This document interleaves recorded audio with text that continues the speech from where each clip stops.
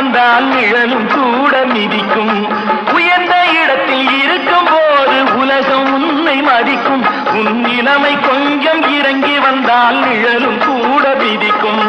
மதியாதா தலைவாசல் மிதிக்காதே என்று மானமுள்ள மனிதனுக்கு அவ்வை சொன்னது. அது அவ்வை சொன்னது, அதில் அர்த்தம் உள்ளது. பரமசிவன் கழுத்தில் இருந்து பாம்பு கேட்டது, கருடா சௌக்கியமா?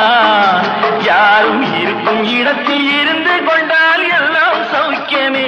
கருடன் சொன்னது, அதில் அர்த்தம் உள்ளது.